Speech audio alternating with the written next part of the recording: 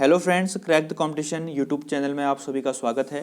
आज के इस वीडियो लेक्चर में हम सीआईएसएफ हेड कांस्टेबल के एग्ज़ाम के लिए सामान्य ज्ञान का एक महत्वपूर्ण प्रैक्टिस सेट आपके साथ डिस्कस करेंगे, जो कि हमारे आने वाले एग्ज़ाम के लिए महत्वपूर्ण है। सीआईएसएफ हेड कांस्टेबल की डेट अब कभी भी आ सकती है, इसीलिए आप लोग प्रिपेयर रहिए। सभी क्वेश्चंस आपको हिंदी और इंग्लिश दोनों लैंग्वेज में अपीयर होंगे और इनकी पीडीएफ के लिए आप हमारे टेलीग्राम ग्रुप को ज्वाइन कर सकते हैं, जिसका लिंक डिस्क्रिप्शन बॉक्स में दिया हुआ है। शुरू करते हैं आज का पहला प्रश्न। दोस्तों, आज का पहला प्रश्न है, विच committee recommended change in the structure and working of BCCI. तो बीसीसीआई की संरचना और कामकाज में परिवर्तन के लिए किस कमेटी की रिकमेंडेशन ली गई थी? तो इसका आंसर है justice Lodha committee. Option number A इसका राइट आंसर है। दोस्तों, लोधा कमेटी जो है वो 2015 में बैठी थी। बात करते हैं बीसीसीआई की, तो बीसीसीआई का फुल फॉर्म है bureau of control for cricket in India, यानी कि भारत में जो हमारा क्रिकेट का गेम है उसको कंट्रोल करने की एक समिति है। प्रेजेंट में इसके प्रेसिडेंट हैं सौरभ गांगुली, पूर्व भारतीय कप्तान, और इसके सेक्रेटरी यानी कि सचिव हैं जय शाह। ठीक है, तो इतनी बात ध्यान रखेंगे। ऑप्शन नंबर ए इसका राइट आंसर है। अगला क्वेश्चन है, who was the first governor general of India. तो भारत के पहले गवर्नर जनरल का नाम बताइए। दोस्तों, मोस्ट इंपोर्टेंट क्वेश्चन है, काफ़ी बार पूछा जाता है एग्जाम में। तो इसका आंसर है वारेन हेस्टिंग्स। ठीक है, तो भारत के पहले गवर्नर जनरल कौन थे? Warren Hastings. Option number A इसका राइट आंसर है। अगला क्वेश्चन है, who is called second Ashoka. तो दूसरा अशोक किसे कहा जाता है, यानी कि किसका उपनाम दूसरा अशोक या सेकंड अशोका है? तो कुषाण किंग कनिष्क, कुषाण वंश का राजा जो था कनिष्क, उसको सेकंड अशोक कहा जाता है, क्योंकि अशोक की ही तरह कनिष्क ने भी बौद्ध जो रिलीजन है उसको अपना लिया था, इसीलिए कनिष्क को सेकंड अशोका कहा जाता है। अगला क्वेश्चन है दोस्तों, the fundamental duties in the Indian constitution are inspired by. तो भारतीय संविधान की जो फंडामेंटल ड्यूटीज हैं, मौलिक कर्तव्य हैं, वह कौन से देश के संविधान से प्रेरित हैं या कहाँ से बोरो की गई हैं? तो इसका आंसर है यूएसएसआर। ठीक है, सोवियत यूनियन, जिसको कि हम प्रेजेंट में रसिया के नाम से जानते हैं, तो रसिया के संविधान से बोरो की गई हैं। तो ऑप्शन नंबर सी इसका राइट आंसर है। फंडामेंटल ड्यूटी जो है दोस्तों, यह भारत में स्वर्ण सिंह कमेटी रिकमेंडेशन पे लागू की गई थी। कौन सी कमेटी? स्वर्ण सिंह कमेटी। और 42nd अमेंडमेंट 1976 के तहत इसको इंट्रोड्यूस किया गया था। इतनी बात याद रखेंगे। अगला क्वेश्चन है, name the Greek ambassador at the Mauryan court. तो मौर्यन कोर्ट में, मौर्य साम्राज्य में यूनानी राजदूत का नाम बताइए। ठीक है, जो ग्रीक एम्बेसडर आया था उसका नाम है मेगस्थनीज। ठीक है दोस्तों, ऑप्शन नंबर 20 का राइट आंसर है।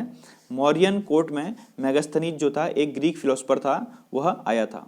तो ऑप्शन नंबर 20 का राइट आंसर हो जाएगा। मोस्ट इंपोर्टेंट क्वेश्चन है। नेक्स्ट है, the following was the harbour in the Harappan site. तो जो हड़प्पा सभ्यता का जो स्थल मिला है, वहां पर इनमें से कौन सा एक बंदरगाह था? क्या था? हार्बर था, बंदरगाह था, जहां से कि ट्रेड होता था पानी के रास्ते। तो इसका आंसर है लोथल। ऑप्शन नंबर सी इसका राइट आंसर है। लोथल जो है हड़प्पन स्थल में एक क्या है? हार्बर या फिर बंदरगाह है। ठीक दोस्तों, अगला है, the language in which Buddha preached. तो बुद्ध ने अपने उपदेश किस भाषा में दिए? तो इसका आंसर है पाली भाषा ने। ठीक है दोस्तों, महात्मा बुद्ध ने अपने जो उपदेश हैं वह किस लैंग्वेज में दिए? पाली लैंग्वेज में दिए। तो ऑप्शन नंबर सी इसका राइट आंसर है। अगला प्रश्न, which caves is a cultural mix of religious arts of Buddhism, Hinduism and Jainism. तो कौन सी गुफाएं बौद्ध धर्म, हिंदू धर्म और जैन धर्म के धार्मिक कला का मिश्रण, कल्चरल मिक्सचर हैं? तो इसका आंसर है एलोरा केव्स।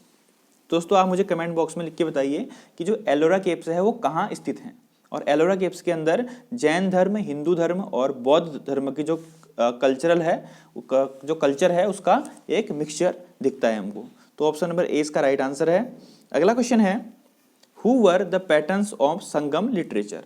दोस्तों, संगम लिटरेचर जो है एक तमिल पोएट का एक एकेडमी थी, ठीक है, जिसको संगम एकेडमी या फिर संगम लिटरेचर कहा जाता था। और इसके संरक्षक कौन थे? पांड्य वंश के राजा थे। कौन से वंश के राजा थे? पांड्य वंश के राजा थे संगम साहित्य के संरक्षक। दोस्तों, ये क्वेश्चन काफी बार सीडीएस और यूपीएससी के एग्जाम्स तक में पूछा गया है, तो इसीलिए इसको ध्यान रखिएगा, आपके एग्जाम में पूछा जा सकता है। Battle of Tarain was fought in which year.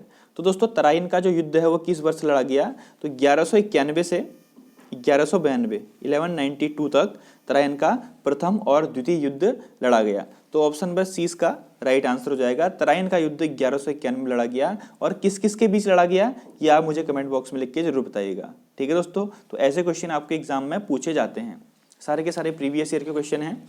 Option number C इसका राइट आंसर है। अगला क्वेश्चन है रॉक शेल्टर ऑफ भीमबेटका। तो भीमबेटका के जो पाषाण शेल्टर्स हैं, पाषाण आश्रय हैं, वह कहाँ स्थित हैं? ठीक है, तो इसका आंसर है मध्य प्रदेश में। और यहाँ से प्रीवियस ईयर के एक एग्जाम में क्वेश्चन पूछा गया था कि ये किस रेंज में आते हैं? तो दोस्तों ये आते हैं विंध्य रेंज में। ठीक है, भीमबेटका पाषाण शैल जो है यह विंध्य रेंज में आते हैं जो कि मध्य प्रदेश में स्थित है, इसको ध्यान रखिएगा। अगला है द सिल्वर कॉइन टंका वॉज इंट्रोड्यूस्ड बाई। तो चांदी का सिक्का टंका किसके द्वारा चलाया गया था? ठीक, तो इसका आंसर है यह चलाया गया था इल्तुतमिश के द्वारा। और इल्तुतमिश के द्वारा तांबे की एक अन्य मुद्रा चलाई गई थी जिसको जीतल कहते थे। क्या कहते थे उसको? जीतल। ठीक है, तो टंका और जीतल को किसने चलाया था? इल्तुतमिश ने। तो ऑप्शन नंबर ए इसका राइट आंसर है, इसको ध्यान रखिएगा। अगला है which dynasty was ruling in Vijayanagar empire at the time of battle of Talikota. तो तालीकोटा के युद्ध के समय विजयनगर साम्राज्य में कौन से राजवंश का राज था? तो दोस्तों तालीकोटा का जो युद्ध हुआ था वह दक्कन सल्तनत और विजयनगर सल्तनत के बीच में हुआ था। किस किस के बीच में हुआ था?